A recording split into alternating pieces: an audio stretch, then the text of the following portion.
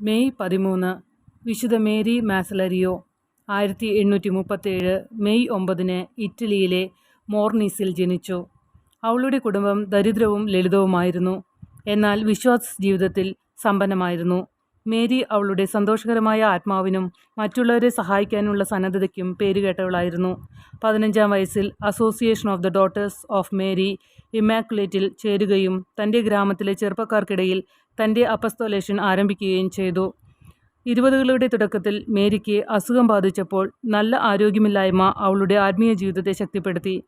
പരിശുദ്ധാത്മാവിൻ്റെ നിഗൂഢമായ പ്രവർത്തനങ്ങളിലേക്ക് അവളുടെ ഹൃദയം തുറന്നു. 1864 ജോൺ ബോസ്കോ മോർനീസ് സന്ദർശിച്ചു. മേരിയും അവളുടെ കൂട്ടാളികളും അവരുടെ ചെറിയ പട്ടണത്തിനപ്പുറം ശുശ്രൂഷ ചെയ്യാൻ വിളിക്കപ്പെട്ടു.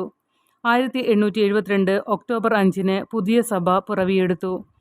സലേഷ്യൻ സിസ്റ്റേഴ്സ് ചെറുപ്പക്കാരായ പെൺകുട്ടികളെയും ഫാദർ ജോൺ ബോസ്കോവും സലേഷ്യക്കാരും ആൺകുട്ടികളെയും പരിപാലിച്ചു.